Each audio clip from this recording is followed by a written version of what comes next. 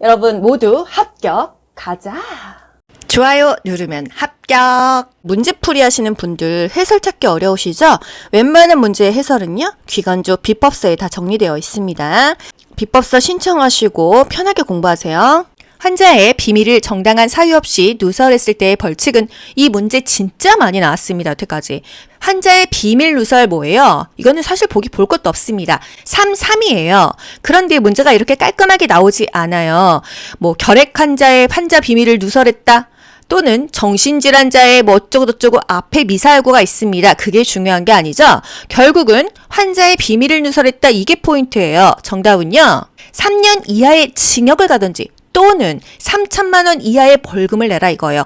징역 가기 싫으면 벌금 내는 거고요. 낼 돈 없으면 징역 가는 거예요. 아시겠죠? 간호조무사는요. 환자의 비밀을 누설했을 때 벌칙이 3이고요. 요양보호사는 2입니다. 그런데 지금 우리 간호조무사 국가고시 보고 있는 거죠. 3을 기억하세요. 구강보건법에서 수돗물 불소 농도 조정 사업의 목적은 수돗물에 왜 불소를 탈까요? 1. 구강건강검진 2. 구강위생관리 3. 치아 우식증 예방 4. 구강용품 배포 5. 구강교육 정답은요? 3번 치아 우식증 예방입니다. 불소 농도를 조정하면은요 치아 우식증, 충치가 안 생긴다 이 얘기예요. 국가고시에서 자주 나오는 거 뭐 있어요? 불소를 물에 타서 가글을 해라. 그래야지 충치가 안 생긴다 했습니다. 매일매일은 몇 %냐? 일주일에 한 번 하면 몇 %냐? 이거를 물어보는데요. 매일매일 하는 게 농도가 적겠죠? 일주일에 한 번씩 하려면은 더 농도가 세겠죠? 매일매일 0.05%이다. 매일 우유 500ml 기억하라고 했어요. 500ml 0.05%이다. 일주일에 한 번 하면은요? 0.05보다는 7배는 더 커야 될 거 아니에요. 0.2%라는 거. 불소 도포는요. 6개월에 한 번씩 합니다. 또 구강 검진은요. 스케일링은요. 마찬가지로 6개월에 한 번씩 하는 거예요. 혈액관리법에서 허용되는 것은 1. 타인의 헌혈 증서를 매매하는 행위 2. 자신의 헌혈 증서를 타인에게 판매하는 행위 3. 자신의 헌혈 증서를 타인에게 기부하는 행위 4. 자신의 혈액을 금전상의 대가를 받고 타인에게 제공하는 행위 5. 타인의 혈액을 금전상 대가를 받고 제3자에게 알선하는 행위 정답은요? 3번이죠. 기부는 괜찮아요. 하지만 매매, 판매 돈 받고 뭐 팔고 금전상의 대가를 받고 이런 거는 안 된다는 거예요. 혈액 매매 행위 걸렸으면은요 벌칙 5입니다. 되게 세지 않나요? 5년 이하의 징역을 가든지 또는 5천만 원 이하의 벌금에 처합니다. 혈액 매매 행위가 만약에 금지가 아니라고 해보세요. 희귀한 혈액 있잖아요. 뭐 RH 마이너스, 뭐 A형, 뭐 B형 이런 거. 그런 사람을 납치해다가 피를 막 뽑아가지고 판매할 수도 있잖아요. 비싼 금액에. 그런 것들을 방지하기 위해서 벌칙이 굉장히 세다. 이렇게 기억하자고요.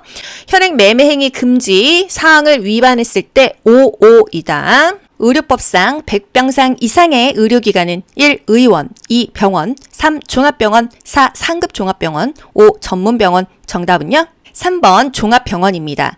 병상의 수에 따라서 규모에 따라서 나뉘어지는 거예요. 의원은요? 병상이 몇 개죠?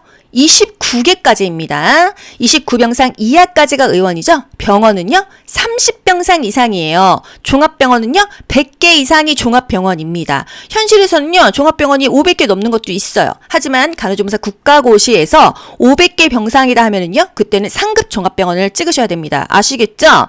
현실과 이 국가고시의 답이 조금 다를 수가 있습니다. 의원은 29병상 이하이다. 병원은 30개 이상이다. 종합병원은 100병상 이상이다. 상급 종합병원은 500병상 이상이다. 이렇게 가시고요. 그 종합병원도요. 100병상부터 300병상까지는 7개의 진료 과목이 있어야 된다. 300병상 이상부터는 9개의 진료 과목이 있어야 된다. 요 정도 있고요. 상급 종합병원은요. 병상 수가 500개고 20개 이상의 진료 과목과 전문의가 있어야 된다 이거예요. 정신질환자의 보호 의무자로 가능한 사람은 정신질환자를 보호할 수 있는 사람은 1. 미성년자 2. 행방불명자 3. 피성년 후견인 4. 피한정 후견인 5. 고령자 정답은요? 고령자입니다. 나이가 좀 드셨다고 해서 누군가의 보호 의무자, 보호자가 될 수 없지는 않죠? 정신질환자 보호 의무자 될 수 없는 사람들은요? 혼자서 좀 살아가기 힘든 사람들이죠. 1. 피성년 후견인, 피한정 후견인 누군가의 보호자가 될 수가 없어요. 2. 파산 선고받고 복권이 안 된 사람, 파산을 했어요. 돈이 없어요. 회복이 안 된 사람은 안 된다는 거죠. 3. 해당 정신질환자를 상대로 소송이 계속 중인 사람은 보호 의무자 안 된다. 또는 과거에라도 소송한 사실이 있었던 사람은 보호 의무자 안 된다. 소송한 사실이 있었던 사람의 배우자 역시도 보호 의무자가 안 된다. 이 정신질환자에게 불리한 어떤 행동들을 할 수 있잖아요. 정신질환자가 돈이 굉장히 많아요. 막 그 소송을 했던 사람이 이 사람의 보호 의무자가 돼버리면은 막 인감 도장 위조해가지고 재산 빼돌리고 이럴 수 있을 거 아니에요. 그쵸? 또 미성년자, 자기 앞가림을 못해요. 행방불명자, 누군가의 보호 의무자가 되려면은요, 연락이 돼야 됩니다. 정신병원에서 돈 달라고 연락을 했는데 행방이 불명됐어. 보호 의무자가 안 되는 거죠. 정신질환자는요, 보호 의무자가 되려면은요, 돈이 있는 사람이어야 된다. 이렇게 뭐 연결하셔도 되겠죠. 뭐 고령자, 노령자 상관없어요. 파산 선고받고 복권된 자, 복원된 자. 이제는 파산이 아니라는 거죠. 문제 없다 이겁니다. 또 민법에 따른 후견인 보호 의무자로 가능하다는 거. 감염병 예방을 위해 식수 사용을 못할 때 사용 금지 기간 동안 별도의 식수를 공급하여야 하는 자는 물 먹지 마세요 했으면 물 줘야겠죠? 누가 할까요? 1. 시도지사 또는 질병관리청장. 2. 시도지사 또는 시장군수구청장. 3. 보건복지부 장관 또는 질병관리청장. 4. 보건복지부 장관. 5. 질병관리청장 또는 시도지사. 여러분 이런 보기 보면 어질어질하죠? 웬만한 거 답이 다 뭐다? 시장군수구청장이 들어간다. 정답은요? 2번. 시도지사 또는 시장군수구청장. 시도지사 또는 시장군수구청장을 답으로 하면은 틀릴 게 웬만하면 없어요. 체열 전 해야 하는 건강진단이 아닌 것은 체열이 뭐예요? 피 뽑는 거죠? 뭐 헌혈하는 거죠? 건강진단을 해야 됩니다. 1. 혈압 측정. 2. 체중 측정. 3. 체지방 검사. 4. 체온 및 맥박 측정. 5. 문진 시즌 및 촉진. 이 중에서 안 해도 되는 거? 3번 체지방 검사는 안 해도 돼요. 하지만 체중은 쟀었죠?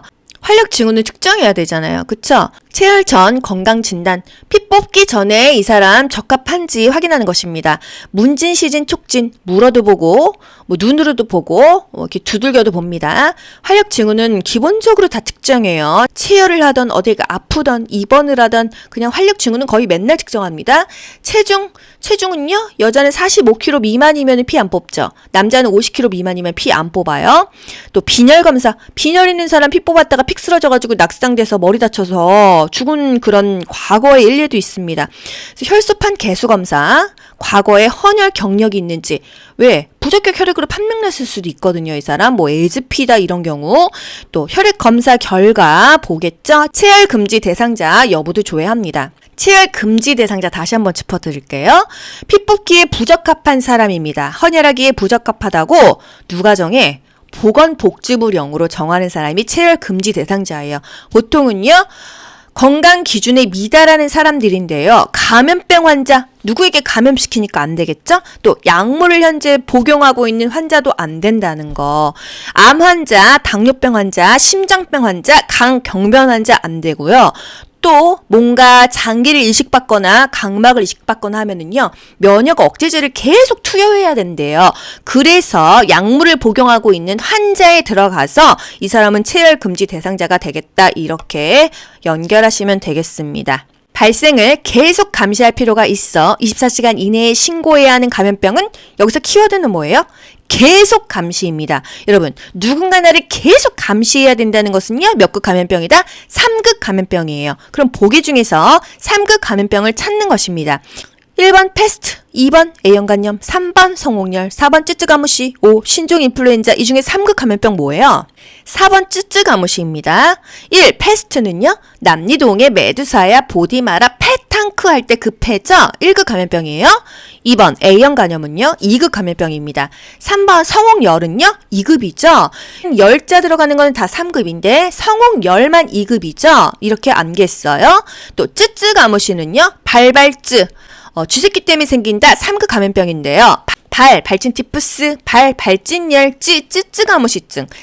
찐득이입니다. 쥐새끼 털에 붙은 찐득이, 이렇게 기억하셔도 되고 그냥 찐득이 감염증이다, 이렇게 생각하셔도 됩니다. 4. 신종 인플루엔자는 뭐예요? 남리동의 메두사야 보디마라 패탕크, 거기서 두 번째로 나오는 신입니다. 첫 번째 신은요, 신종 감염병 증후군. 예를 들어서 코로나가 초창기에 들어왔을 때는 신종 감염병 증후군이었어요.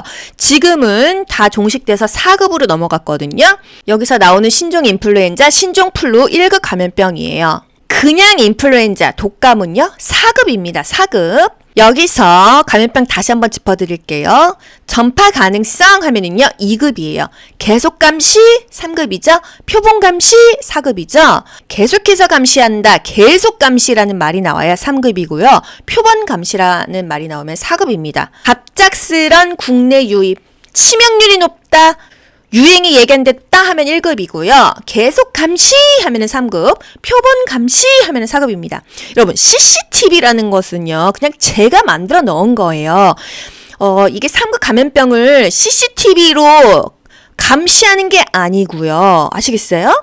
계속 감시해야 되는 게 3급 감염병인데, 계속 감시라는 것은 누군가 나를 계속 보고 있다는 거, 계속 감시한다는 거는 마치 CCTV 느낌이야 해서 그냥 제가 예시를 위해서 CCTV를 집어넣은 거지, 3급 감염병 환자를 CCTV로 계속 감시한다는 의미가 아니에요. 아시겠어요? 1, 2, 3급 A, B, C 하니까 CCTV 연결해서 그냥 3급을 CCTV로 제가 그냥 만든 것입니다. 이해되시죠? 그냥 계속 감시라는 키워드가 있을 때만 3급으로 가는 거예요. 3급 감염병 환자를 CCTV로 이렇게 감시한다는 의미가 아닙니다. 전파 가능성 하면 2급 가시고요. 계속 감시 3급, 표본 감시 4급, 유행이 예견됐어, 갑작스럽게 국내에 유입됐어, 그럼 1급이에요. 매독 3급, 우리 2월에 결혼하자, 결핵, 홍역 2급이죠. 그냥 인플루엔자, 독감 4급, 신종 인플루엔자, 신종 플루 1급이에요. 다음의 특징을 가진 감염병은 높은 치명률, 집단 발생에 우려가 있다, 높은 수준의 격리가 필요하다. 이거 뭐죠? 몇 급 감염병이에요? 정답 1급 감염병 되겠습니다.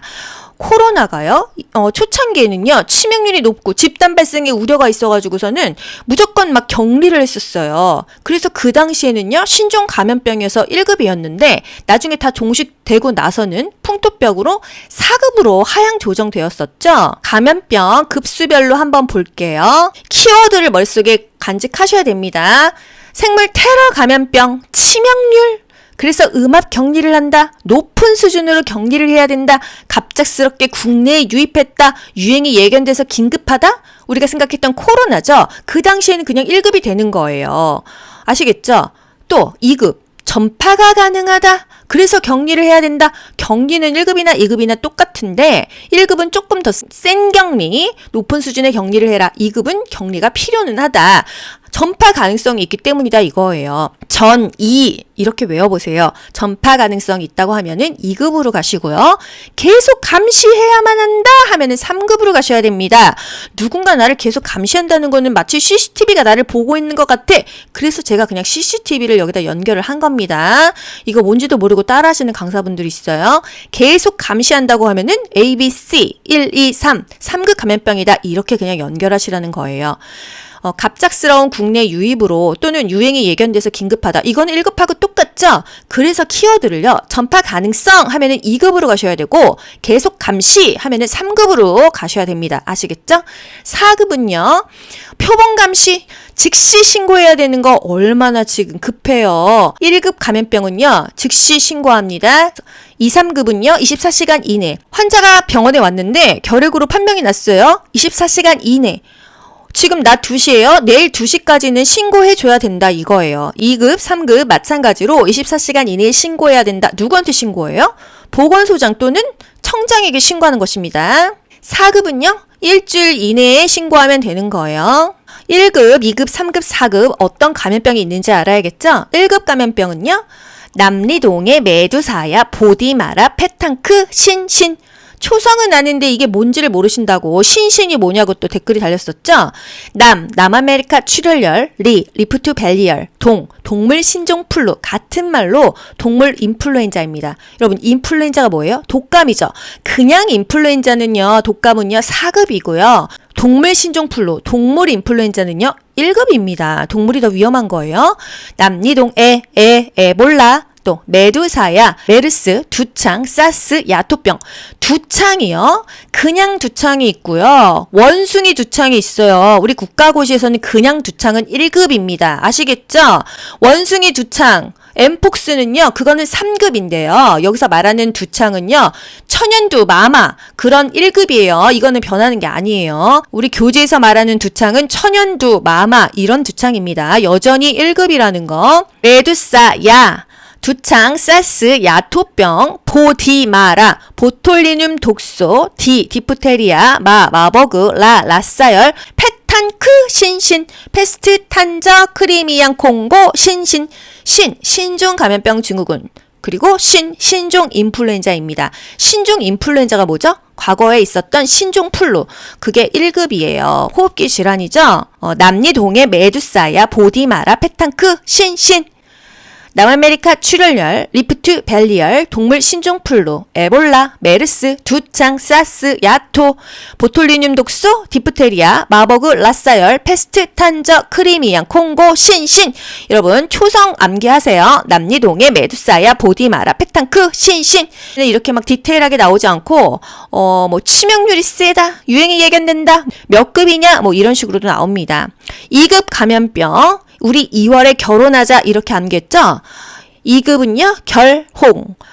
결혼하자 이렇게 외웠지만은요, 결핵과 홍역입니다. 홍역이에요. 그리고 A형 간염, 성홍열. 열자 많이 들어가는 건 거의 다 3급이거든요. 성홍열만 2급입니다. 상급 감염병, 에이즈, B형 간염, C형 간염, A, B, C인데요. 여기서의 A가요, A형 간염이 아니에요. A형 간염은 2급이고, 에이즈가 3급이 되겠습니다. 원래 매독이 4급이었는데요. 하도 요즘에 매독들이 많이 생긴대요. 특히나 일본에서 그렇게 매독이 유행이래요. 3급으로 상향 조정되었다는 거. 개에 물렸어, 쥐에 물렸어, 모기에 물렸어. 다 3급입니다. 아시겠죠? 발발증. 발진티푸스, 발진열, 쯔쯔가무시, 발진열, 쥐벼룩이죠. 쯔쯔가무시, 찐득이죠. 발진티푸스는 2입니다. 또 렙토스피라증 물어봤어요. 뭐 전정국신가? 들쥐 때문에 생긴다. 감염된 들쥐로 인해서 생긴다. 렙토스피라증 3급입니다. 또 모기에 물렸어요. 말라리아죠. 황열, 댕기열, 지카바이러스 다 모기 때문에 생깁니다. 3급이에요. 4급은 독감, 그리고 성병류 기억하세요. 그런데 매독만 3급으로 빠졌다라는 거. 뭐 이 정도만 알고 가시고요. 병원에서 생기는 그런 감염증은 다 4급으로 봅니다. 전파 가능성 몇 급이에요? 2급이죠. 계속감시 3급이에요. 국내에 유입했다, 치명률이 높다, 1급입니다. 원숭이 두창은 뭐 3급인데 이거는 원래 교과서에 있지도 않았어요. 매독만 3급으로 상향 조정이 되었다. 그냥 두창은 여전히 1급이다.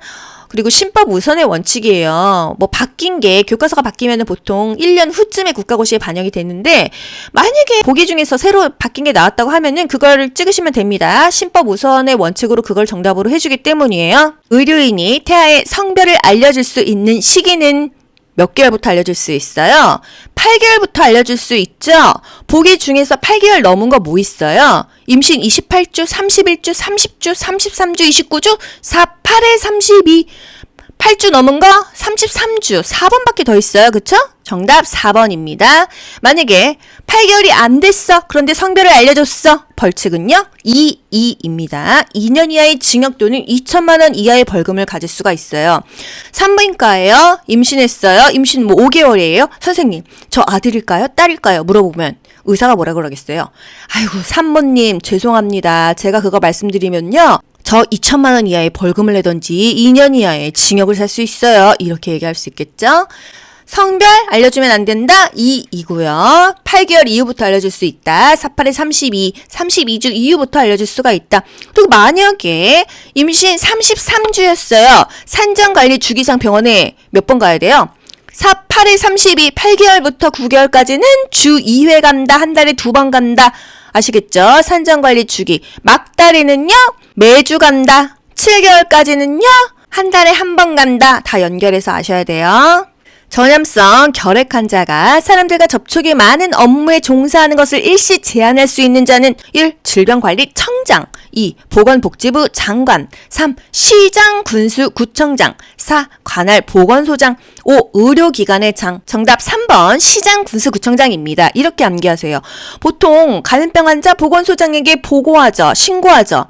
보건소장 또는 청장에게 신고합니다. 그런데 이 업무에 종사하는 것을 정지하려면은 제한하려면은요, 밥 먹고 사는 것을 하지 말아라 해야 되거든요. 어느 정도 권한이 있어야 돼요. 시장, 서울시장, 지금 현재 오세훈입니다. 오세훈 시장이 그거 지금 결핵 걸리셨어요? 일하시면 안 됩니다. 이랬을 때는 뭔가 파워가 있다. 그냥 이렇게 연결하는 겁니다, 여러분. 암기가 안 되면요, 스토리텔링을 그냥 스스로 억지로 짜서라도 암기하는 거예요. 그래, 오세훈 시장 정도 말하면 내가 말 들을게. 그럼 나 쉬겠어. 그러면 어떻게? 쉬는 동안 또 그것에 대한 혜택을 줘야 되는 것도 시장입니다. 시장군수구청장입니다. 결핵 전염 우려가 있어 입원하세요 하는 사람은요? 시장 정도는 돼야 돼. 시도지사 또는 시장군수구청장 되겠습니다. 결핵 전염 우려가 있어 입원하세요 하는 사람은요, 시장군수구청장 무조건 되고요. 시도지사도 됩니다. 또 업무 종사 일시 제한하겠습니다. 일하지 마세요 하는 사람은요, 시장군수구청장 되고요. 특별자치시장은 세종시장, 특별자치도지사는 제주도의 지사가 되겠어요. 그래서 세종시장, 제주도지사 또는 시장군수구청장 이 말이요. 특별자치시장, 특별자치도지사 또는 시장군수구청장이 되는 거예요. 모르겠는 분은요, 시장군수구청장을 그냥 답으로 하시면 웬만하면 다 맞습니다. 결핵 전염 우려가 있어 입원하세요 하는 거는 시도지사 또는 시장군수구청장, 그 업무하지 마세요 하는 거는 시장군수구청장으로 답으로 하세요. 환자 비밀을 정당한 사유 없이 누설했을 때 처해지는 벌칙은 환자 비밀 누설, 보기 볼 것도 없어요. 3년 이하의 징역 또는 3천만 원 이하의 벌금으로 가죠. 그런데 환자 비밀은 비밀인데 혈액관리법상 저 사람이 에이즈피야, 저 사람 부적격 혈액이래, 이렇게 비밀 누설하는 거는요, 그건 2이에요. 혈액관리법상이라는 말이 나오면은 2가 되고요. 그런 말 없이 그냥 환자 비밀을 누설했어 하면은 3 가세요.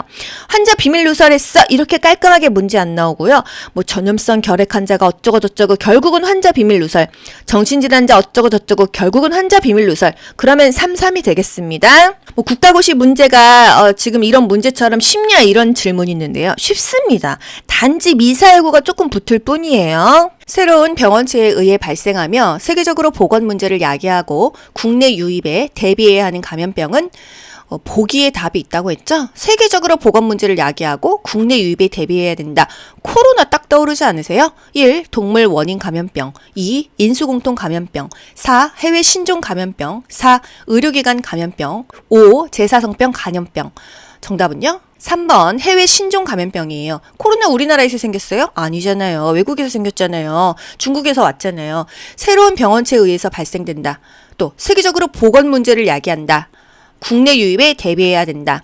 코로나라고 하면 안 되죠. 코비드19 2019년에 생겼다 해서 이렇게 이름을 지은 거죠. 그냥 코로나 바이러스는 또 따로 있더라고요.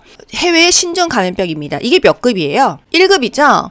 1급은요, 생물 테러해서 생긴 감염병이든지 치명률이 높아서 사람들이 많이 죽든지 음압격리, 철저하게 격리를 하거나 높은 수준의 격리를 해야 됩니다. 마지막에는 뭐 병상이 없어서 막 코호트 격리도 하고 했잖아요. 같은 병이 걸린 사람끼리 모아놓는 거 코호트 격리. 또 갑작스러운 국내 유입.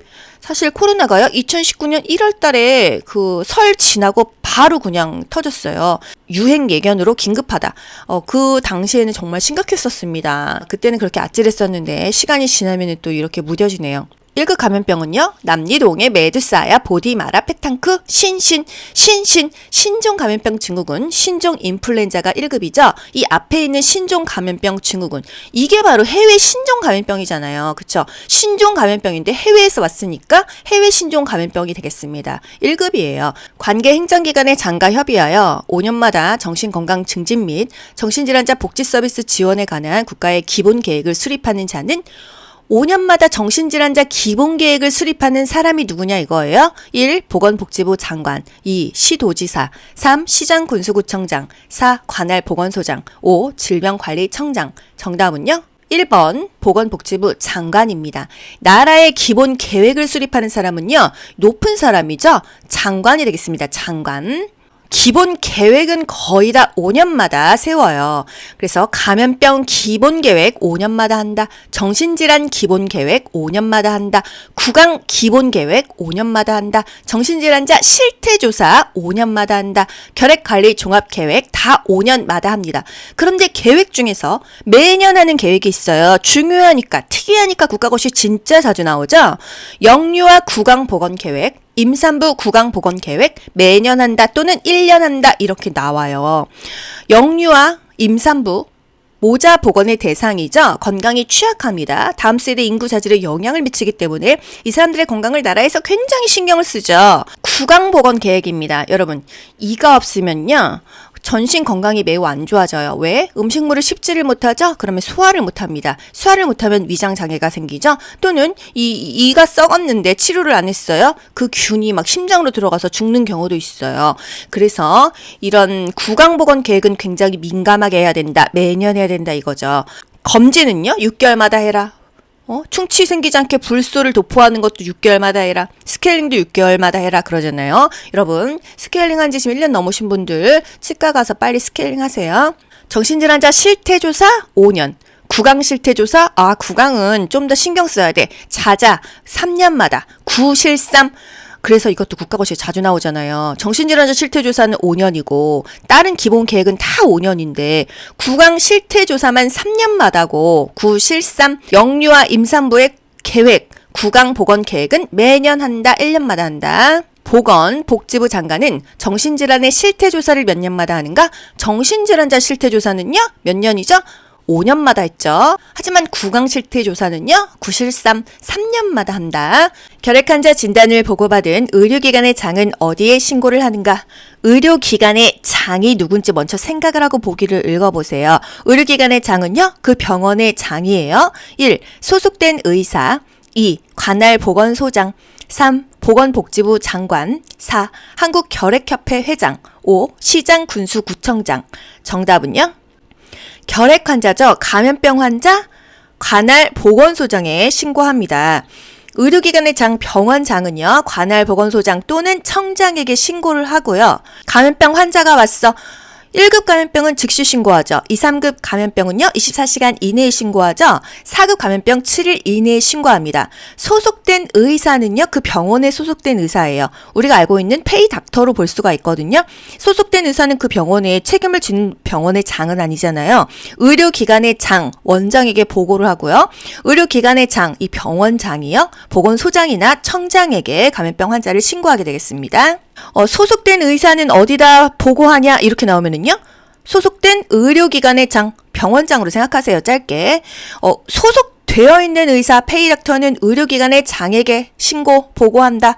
또 의료기관의 장은요, 병원장은요, 보건소장에게 신고한다. 구강 건강실태조사는 몇 년마다 하는가? 구실삼 이거 암기하신 분들은 그냥 답 딱 나오죠? 구강에 대한 건강실태조사는요 3년마다 합니다. 구강 건강실태조사는 3년마다 해요. 구실삼 영유아 임산부 구강보건계획은요 매년 한다. 보통 다른 계획은 5년마다 하는데요. 구강에 관련된 계획 중에서 영유아나 임산부는 모자보건 대상이잖아요. 그렇기 때문에 매년 한다. 구강보건법에서 임산부 구강보건교육계획은 몇 년마다 실시하는가?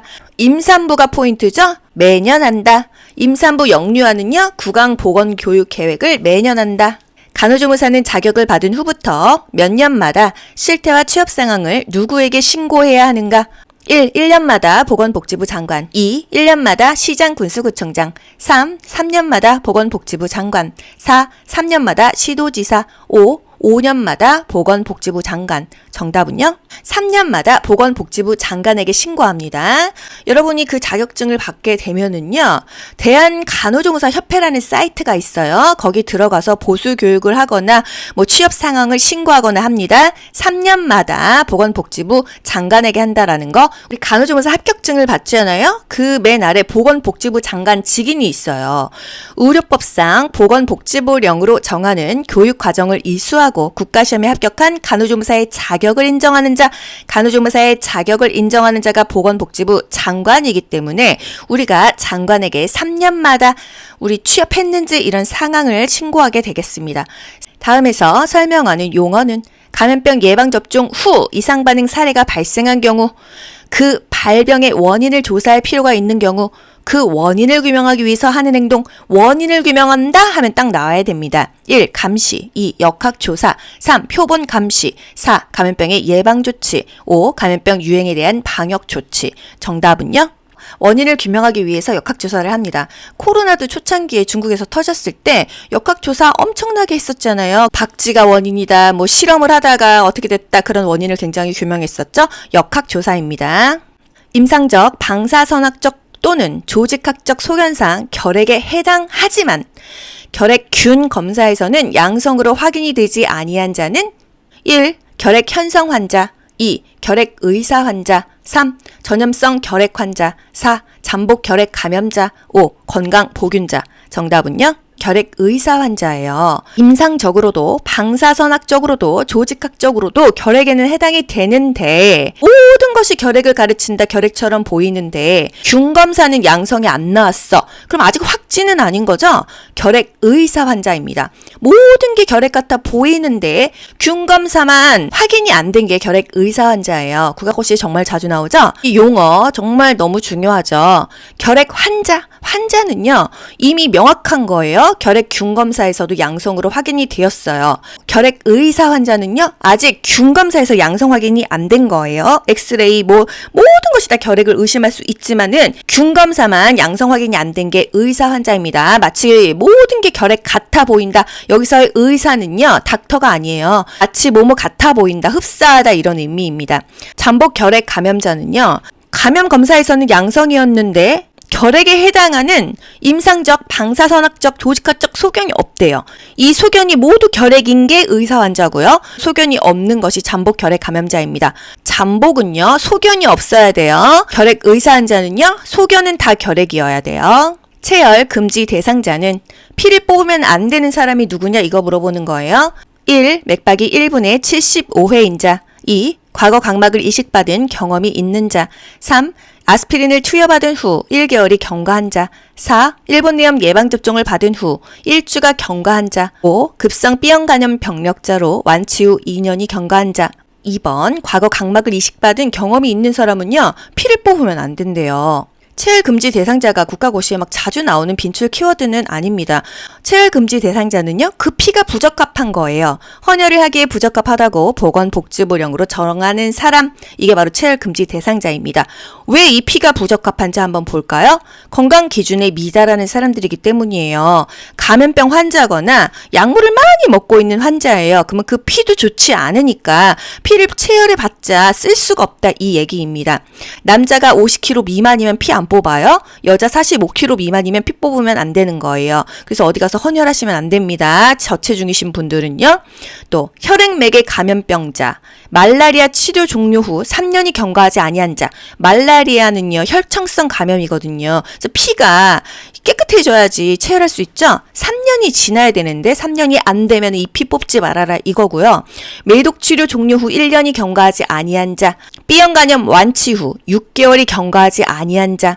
암 환자, 당뇨병 환자, 심장병 환자, 간경변 환자조차도 체열하면 안 되는 거예요. 임신 중일 때 피 뽑으면 안 되겠죠? 분만했어, 유산했어, 가뜩이나 빈혈오죠? 6개월 이내에 분만이나 유산하면 피 뽑으면 안 된다. 수혈했어, 1년 안 됐어, 또 뽑으면 안 된다, 이거예요. 수혈 후 1년이 경과하지 아니한 자. 1번 맥박이 1분에 75회인 자. 성인의 정상 맥박은요 1분에 60에서 100회 사이, 이 안에 들어가면 다 정상입니다. 1번 정상이죠. 3번 아스피린을 투여받은 후 1개월이 경과한 자. 뭐 아스피린은 피를 좀 이렇게 묽게 해주는 거거든요. 상관은 없다. 4번 일본내염 예방접종을 받은 후 1주가 경과한 자. 예방접종은 크게 상관이 없다라는 거. 5번 급성 B형 간염 병력자로 완치 후 2년이 경과한 자. B형 간염 병력자인데 2년이 지났대요. 여기서 B형 간염 완치 후 6개월이 경과하지 아니한 자는 안 되니까 6개월만 넘으면 된다, 이거잖아요. 근데 각막을 이식받은 경험이 있는 자는 왜 피를 뽑으면 안 되는지 모르겠습니다. 관할 보건소를 통해 필수 예방접종을 실시해야 하는 질병은 필수 예방접종이에요. 1. 홍역, 2. 패스트, 3. 콜레라, 4. 장티푸스, 5. 세균성 이질. 정답은요? 1번 홍역입니다. 필수 예방접종, 태어나자마자 맞는 거 B형 간염 주사죠. 집에 결핵 환자 있어? 그러면은요 결핵 환자 BCG 접종합니다. MMR 1년이 지나서 맞는 거 홍유풍, 홍역 유행성 이하선염 풍진 있고요. 뒤탭 디파백, 디프테리아, 파상풍 100일에는요 2사 6개월 그리고 그 이후에도 여러 번 맞잖아요. 이런 것들이 필수 예방 접종인 거예요. 구강 보건법상 주 1회 양치 시 필요한 불소용액의 농도는 주 1회 그리고 매일매일 요거 맨날 물어보는 거 아니에요. 1. 0.05 2. 0.5 3. 0.02 4. 0.35 5. 0.2 보기 보면 더 헷갈려요. 0.05랑 0.2 이 두 가지 숫자만 기억하시면 되잖아요. 정답은요? 일주일에 한 번 0.2%이다. 여러분 이거 뭐 알아야 돼요? 불소용액 양치에 필요한 농도 매일매일 매일우유 500ml 기억하시라고 했죠? 매일 0.05% 일주일에 한 번이라고 하면 농도가 높아야 되죠? 0.2% 불소용액 양치를 왜 해요? 충치 예방하기 위해서 치아우식증 예방을 위해서 한다. 요즘 이 문제 잘 나오더라고요. 의료법상 진료기록부 보존기간은 진료기록부는 누가 가지고 있죠? 의사가 가지고 있습니다. 의사급이 보존해야 되는 기록부는요 10년이에요. 수술 기록 의사가 하죠. 10년 동안 보존합니다. 의사급이 보관해야 되는 거는 다 10년이다 이렇게 기억하시고요. 진료기록부, 수술기록부, 예방접종 후 이상 반응자 명부, 혈액관리 기록은 의사급이 보관해야 된다. 10년 보관해야 된다. 3년 보관해야 되는 거 진단서입니다. 처방전은 2년이에요. 나머지는 다 5년이에요. 간호사, 조산사, 방사선사, 임상병리사가 취급하는 것들은 5년이다 이렇게 생각해 보세요. 어차피 의사가 다 보관해야 되지만은요. 간호기록부, 이거는 직원이 쓰는 거잖아요. 간호사, 조산사가 쓰잖아요. 그쵸? 가정간호기록부, 환자의 명부, 또 조산기록부, 방사선 사진은요, 방사선사가 찍어요. 검사소견 기록부, 요런 거 5년입니다. 수술 의사가 하죠? 진료 의사가 하죠? 요런 기록부는요, 10년이에요. 헌혈자 체열 전 실시해야 하는 건강진단은 헌혈하려고 하는 사람을 체열 전, 피 뽑기 전에 해야 되는 건강진단. 이 사람 피 뽑고 문제가 없을까? 이거 체크해야 된다는 거예요. 1. 심전도 검사 2. 폐활량 검사 3. 산소 포화도 측정 4. 체온 및 맥박 측정 5. 흉부 방사선 촬영. 정답은요? 4번이죠. 활력증후 측정이라는 얘기죠. 활력증후는요, 피를 뽑던, 병원을 가던, 어디 몸이 안 좋던 항상 잽니다. 그렇잖아요? 저도 머리 아파요. 그러면 선생님이 혈압도 재고, 체온도 재고 다 하시더라고요. 부적격 혈액하고는 다르죠. 체열 전 건강 진단은요, 이 사람한테 피를 뽑았을 때 이 사람이 문제가 없을까? 피 뽑고 나서 이 사람 건강이 악화되는 건 아니야? 이게 바로 체열 전의 건강 진단이에요.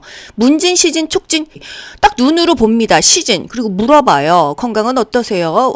요즘에는 식사는 잘 하세요? 촉진. 배가 아픈지도 두들겨 보고요. 어디 문제 없는지 한번 만져봅니다. 이런 거예요. 피 뽑는 사람의 피 뽑고 문제 없는지를 확인하는 게 체열 전 건강 진단이에요. 또 활력증을 측정해야겠죠? 우리가 몸이 안 좋으면요. 맥박이 떨어지든 혈압이 올라가든 떨어지든 다 이 활력증후 안에서 웬만한 건강 상태를 체크할 수가 있어요. 체중은요, 여자 45kg 미만, 남자 50kg 미만은 피 뽑으면 안 된다고 했죠? 또 빈혈 검사에서 막성 빈혈이야. 이런 사람한테 피 뽑으면 큰일 나는 거예요. 1일 1회 체열량은요, 이 전혈, 전체 피 400에서 440ml, 10%까지 더 뽑을 수 있는 거예요. 400을 뽑을 수 있다 하면은 10% 추가해서 440까지는 뽑을 수 있다. 이게 바로 한 사람에게서 체열할 수 있는 최대의 양입니다. 그런데 희귀혈액은 그러하지 아니하다. 희귀혈액은 10%를 초과해도 된다는 거예요. 왜? 이 피가 너무 희귀하니까 조금 무리를 해서라도 더 뽑는다. 그래서 440 이상 더 뽑을 수가 있다는 얘기입니다. 그래서 체열 전 건강진단과 부적격 혈액을 헷갈려 하시는데, 부적격 혈액은 혈액 자체가 쓸모가 없어가지고 뽑을 필요가 없다. 이 얘기고요. 체열 전 건강진단은 피 뽑고 이 사람이 쓰러져서 죽는 건 아닌지 아프진 않은지 미리 체크하고 피를 뽑는 것입니다. 혈액관리법에서 5년 이하의 징역 또는 5천만 원 이하의 벌금에 해당되는 것은 혈액관리법에서 센 거 있었죠? 5. 1. 혈액 매매 행위를 한 자. 여러분 딱 답 나와야 돼요. 2. 혈액 제재 수가를 위반하여 혈액 제재를 공급한 자. 3. 체열 전 헌혈자에게 건강 진단을 하지 않은 자. 4. 부적격 혈액을 수혈받은 사람에게 그 사실을 고지하지 아니한 자. 5. 체열 검사에서 알게 된 환자의 비밀을 누설한 자. 정답은요? 1번 혈액 매매 행위 오라고 했어요. 혈액 매매 행위는 안 됩니다. 헌혈증을 돈 주고 팔아도 안 되는 거예요. 5번 체열 검사에서 알게 된 환자 비밀 누설한 자. 이거는 벌칙 뭘까요? 보통 환자 비밀을 누설한 경우는요. 3, 3이었잖아요. 체열 검사에서 알게 된 환자 비밀을 누설한 자는 답이 다릅니다. 뭐예요? 2, 2예요. 그래서 이거 조금 구별하셔야 됩니다. 체열 금지 대상자 명부 작성 관리 업무상 알게 된 환자 비밀 누설. 혈액관리법에서 환자의 비밀을 누설했어. 이거는 2입니다. 이거는 좀 별도로 아셔야겠죠? 그냥 정신질환자의 환자 비밀을 누설했어. 결핵 환자의 환자 비밀을 누설했어. 3이고요. 혈액관리법에서 환자 비밀을 누설하면은 2가 되는 것입니다. 혈액 매매 행위 5. 환자 비밀 누설, 결핵이든 정신질환자든 환자 비밀 누설 3.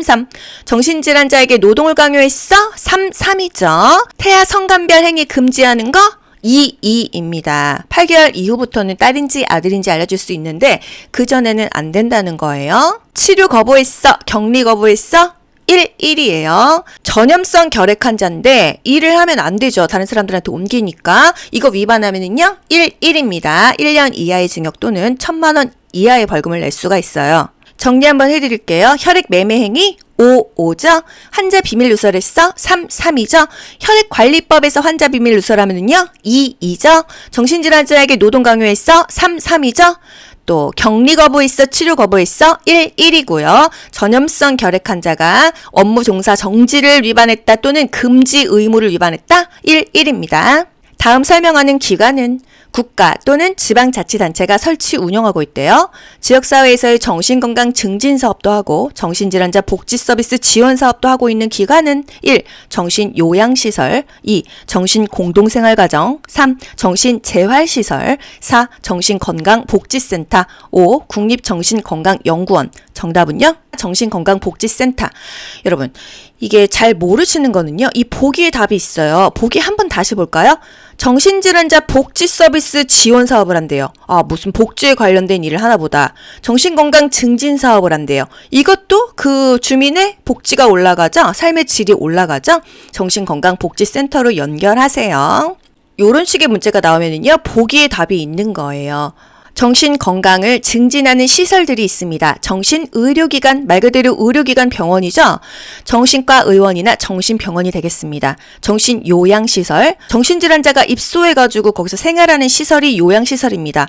요양원도 거기서 먹고 자고 하잖아요. 그쵸? 정신재활시설, 사회로 나오기 위해서, 사회에 적응하기 위해서 재활을 한다, 훈련도 하고 지도도 하고 돈 벌 수 있는 그런 일도 배운다, 이런 것이 정신재활시설이 되겠어요. 재활, 재적응 이런 거는 질병의 3차 예방이었죠. 정신건강 전문 요원이 있습니다. 정신질환자들을 케어해주는 직원들이 있을 거 아니에요? 임, 간, 사, 작, 임상심리사, 간, 간호사, 사, 사회복지사, 여기에 정신건강 작업치료사가 추가가 되었습니다. 임상심리사, 간호사, 사회복지사, 작업치료사요. 앞에 정신건강이란 말이 붙지만 여러분은 이 단어가 길어지면 암기를 못하시잖아요. 임, 간, 사, 작, 임상심리사, 간, 간호사, 사, 사회복지사, 작업치료사. 망상 장애가 있는 사람의 사회 적응을 위한 각종 훈련과 생활 지도를 하는 시설은 1. 정신의료기관 2. 정신요양시설 3. 정신재활시설 4. 국가트라우마센터 5. 국립정신건강연구기관. 정신의료기관, 정신요양시설, 정신재활시설 이런 거는요. 정신건강증진시설이잖아요. 질병의 3차 예방에 해당되죠. 정신건강 증진시설에 3가지가 있습니다. 정신의료기관, 정신요양시설, 정신재활시설이에요. 정신의료기관은요, 말 그대로 병원입니다. 정신과 의원, 정신병원, 여기서 이 치료를 받으니까 정신건강이 증진되겠죠. 정신요양시설, 노인들이 요양원 가는 것과 비슷합니다. 정신질환자가 입소해가지고 먹고 자고 서비스를 받는 시설이 정신요양시설이고요.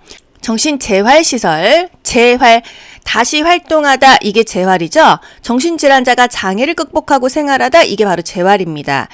재활시설은요, 생활시설과 재활훈련시설로 나뉘는데요. 생활시설은요, 정신질환자가 생활하는 시설이에요. 의식주 서비스가 제공되겠죠. 재활훈련시설은요, 정신질환자가 나중에 퇴원했어요. 이 사회에 나와서 직업도 갖고 활동을 해야 독립적인 생활을 할 수 있겠죠. 직업활동할 수 있고 사회활동을 할 수 있도록 상담, 교육, 사회 참여, 취업 등을 지원해주는 시설이 재활훈련시설이 되겠습니다. 의료기관, 병원이 있고요. 요양시설, 요양원 같은 게 있고요. 정신재활시설, 재활을 시켜준다. 사회에 나와서 직업활동을 시켜줄 수 있는 그런 프로그램이 정신건강증진시설이 되겠어요. 정신질환자의 보호 의무자로 가능한 사람은 정말 매번 나오는 문제 아니에요? 1. 미성년자 2. 행방불명자 3. 민법에 따른 후견인 4. 파산 선고를 받고 복권되지 아니한 사람 5. 해당 정신질환자를 상대로 한 소송이 계속 중인 사람의 배우자. 정답은요? 민법에 따른 후견인은 된다. 나머지는 누군가의 보호 의무자로는 적합하지 않죠? 정신질환자의 보호 의무자가 될 수 없는 사람, 문제가 있는 사람입니다. 피성년 후견인, 피한정 후견인, 파산 선고받고 복권되지 아니한 사람, 파산 선고받고 돈이 없어요. 복권되지 아니한 사람, 회복이 안 된 사람이요. 해당 정신질환자를 상대로 소송이 계속 중인 사람 안 되고요. 소송한 사실이 과거에 있었던 사람도 안 되고, 과거에 소송한 사실이 있었던 사람의 배우자도 안 돼요. 미성년자, 행방불명자 안 됩니다. 정신질환자 보호 의무자가 될 수 있는 사람은요, 고령자, 노령자 되죠. 파산 선고를 받았지만 회복이 된 사람, 복권된 사람, 복원된 사람은 됩니다. 민법에 따른 후견인 가능해요. 부적격 혈액 발견 시 처리 방법은 1. 폐기 처분하고 관할 보건소장에게 신고한다. 2. 폐기 처분하고 보건복지부 장관에게 보고한다. 3. 폐기 처분하고 행정안전부 장관에게 신고한다. 4. 별도의 보관용기에 보관하고 보건복지부 장관에게 신고한다. 5. 별도의 보관용기에 보관하고 관할 보건소장에게 보고한다. 정답은요? 부적격 혈액은요, 폐기 처분하고 장관에게 보고합니다. 폐기 처분하고 장관에게 보고해요. 부적격 혈액은요, 폐기를 해야 돼요. 적합하지 않은 혈액이니까요. 그리고 장관에게 보고를 합니다. 부적격 혈액은요, 말 그대로 적격하지 않은 혈액입니다. 쓸모없는 피예요. 체열하거나 체열 후에 이상이 발견된 혈액, 체열 시 또는 체열 후에 이상이 발견된 혈액, 혈액 제제로서 보건복지부령으로 정하는 혈액이나 혈액 제제. 한마디로 이 피가요, 쓸모없는 피입니다. 에이즈 피야, C형 간염 피야, 간 기능 검사에서 문제가 있는 피야, 매독 걸린 피야, 이런 경우는요, 누군가에게 다시 수혈해주기에 부적격하다 이 얘기입니다. 부적격 혈액을 폐기 처분하지 않거나 폐기 처분 결과를 장관에게 보고하지 않았을 경우는요, 2년 이하의 징역 또는 2천만 원 이하의 벌금에 처합니다. 누구든지 응급 입원의 경우를 제외하고는 정신건강의학과 전문의의 대면 진단에 의하지 아니하고 정신질환자를 정신의료기관에 입원시키거나 입원 기간을 연장할 수 없다. 대면 진단의 유효기간은, 여러분, 이 문제는요, 문제를 잘 해석할 줄 아셔야 돼요. 누구든지 응급 입원의 경우를 제외하고는 응급 입원 말고는 대면 진단 안 하고 입원시키거나 입원 기간 연장할 수 없다 이 얘기거든요. 대면 진단의 유효 기간을 물어봤는데요. 진단서를 발급받고 한 달 이내에 대면 진단, 의사랑 얼굴 맞대고 진단하는 거예요. 그렇게 하지 않으면은 입원도 못 시키고 입원 기간을 연장할 수도 없다 이 얘기입니다. 누구든지 응급 입원의 경우를 제외하고는 정신건강의학과 전문의의 대면 진단에 의하지 아니하고 입원시키거나 입원 기간을 연장할 수 없다. 응급 입원은 대면 진단 안 해도 입원할 수 있다 이 얘기죠. 대면 진단을 해야지만 입원시키거나 입원 기간을 연장할 수 있다. 단 진단서 발급하고 나서 발급일부터 한 달 이내에 대면 진단을 해야 된다. 의사 얼굴 보고 직접 진단 받아야 된다 이 얘기예요. 응급 입원은 뭐죠? 상황이 매우 급박하여 입원시킬 시간적인 여유가 없을 때 의사랑 경찰 간의 동의를 받아서 3일만 입원시킬 수 있는 게 응급 입원입니다. 예를 들어서 조현병 환자가 길거리에서 칼부림하고 있어요. 이거 너무 상황이 급박하고 다른 사람에게 피해를 끼칠 우려가 있죠. 이럴 때는요, 의사의 대면 진단 없이도 의사와 경찰 간의 동의만 받아가지고 3일 동안 입원시킬 수 있다 이 얘기예요. 응급입원은 며칠 입원시킬 수 있냐 이런 문제도 나오죠. 3일이다. 또 정신질환자가 자의 입원 시 자신의 의지로 입원했어요. 기특하죠? 이럴 때는요. 자의 입원했어요. 나 퇴원하겠어요. 했을 때는요. 지체 없이 퇴원시켜야 되고요. 진단을 받고 정신병원에 아들의 입원을 신청하였다면 보호 의무자에 의한 입원이다. 아들이 좀 이상해요. 그래서 부모가 입원을 신청할 수 있다 이거죠. 이거는 아들의 보호 의무자, 보호자죠. 이 보호자에 의한 입원입니다. 3개월 이내 동안 입원시킬 수 있다 이거예요. 이거를 연장시키려면 어떻게 해야 돼요? 입원을 연장시키려면은 대면 진단을 해야겠죠? 이 진단서 발급받고 30일 이내에 의사랑 이 환자랑 대면 진단을 해야지만 입원 또는 입원 기간을 연장할 수 있다. 충치 예방을 위해 수돗물의 불소 농도를 적정 수준으로 조정하는 사업은 여기서 답이 다 나왔습니다. 1. 구강 보건 사업 2. 일반 수도 사업 3. 불소 도포 사업 4. 배수시설 관리 사업 5. 수돗물 불소 농도 조정 사업 정답은요? 수돗물의 불소 농도를 조정하는 사업이니까 수돗물 불소 농도 조정 사업이에요. 이거 왜 하냐? 충치 예방을 위해서. 충치 예방을 다른 말로 치아 우식증 예방하기 위해서.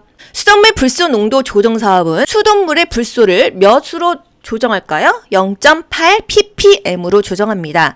0.8은요, 0.6과 1.0 사이에 있어요. 최소 0.6부터 최대 1.0 ppm까지 허용한다. 그래서 중간인 0.8 ppm으로 수돗물의 불소를 조정한다 이거예요. 이 수돗물의 불소 농도 조정 사업을 시행하거나 계획하는 사람은요, 일단 수돗물에 불소 타는 사람은요, 한국수자원공사 사장이고요. 이걸 계획하는 사람은요, 시도지사, 시장군수구청장이 되겠습니다.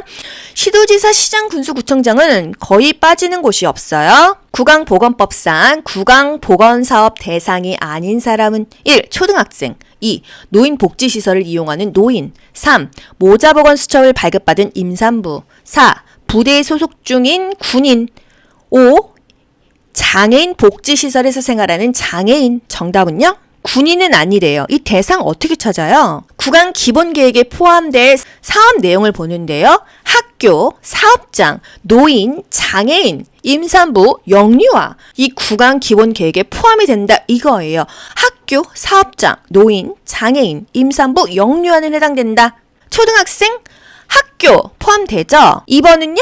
어쩌고저쩌고를 이용하는 노인 되죠?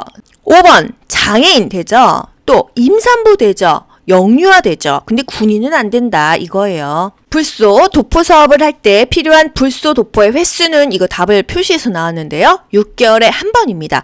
불소 도포는요 6개월에 한 번, 스케일링도요 6개월에 한 번, 구강 검진도요 6개월에 한 번 하는 거예요. 여기서의 불소 도포는요 수돗물 불소 농도 조정 사업이 아니에요. 치아에 불소를 도포하는 것입니다. 그게 6개월에 한 번이라는 거. 체열 시 또는 체열 후 이상이 발견된 혈액 또는 혈액 제제는 이 피가 이상한 피를 뭐라고 하죠?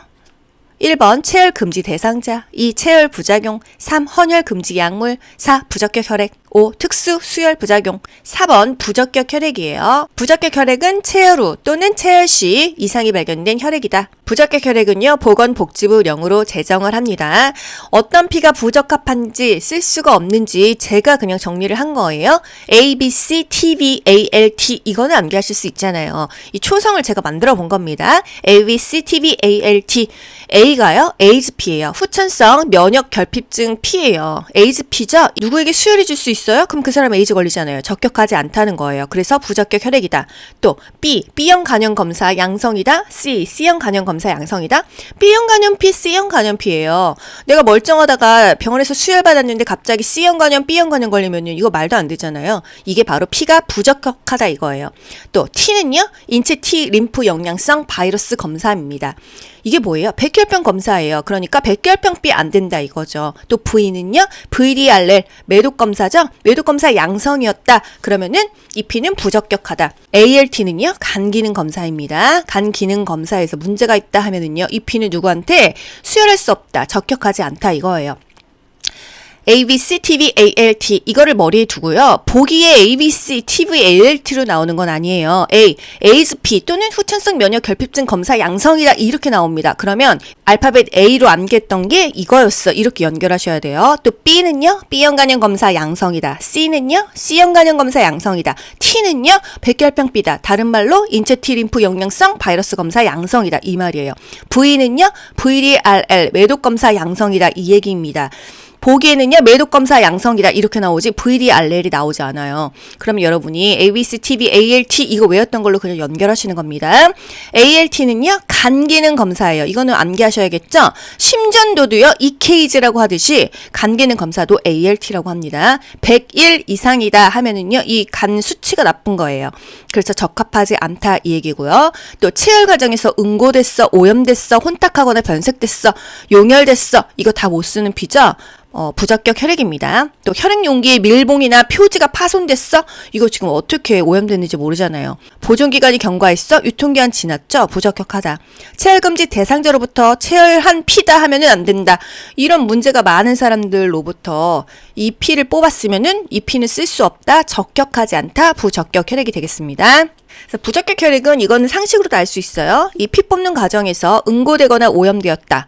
또는 감염병 약물 선별 검사 결과 부적격한 요인이 있었다. 심한 혼탁을 보이거나 변색되고 용혈되었다. 용혈되었다는 건요. 파괴되었다는 뜻입니다. 적혈구의 세포막이 파괴돼가지고 그 안에 헤모글로빈이 혈구 밖으로 나오는 것을 우리가 용혈이라고 해요. 파괴되었다 또는 뭐 깨졌다 이렇게 말할 수가 있겠어요. 혈액 용기 안에 밀봉 또는 표지가 파손되었다, 보존기간이 경과했다, 안전성의 이유로 부적격하다고 해당된다고 보건복지부 장관이 정했다 하면은요, 다 적합하지 않은 혈액입니다. 여러분 모두 합격, 가자. 좋아요 누르면 합격.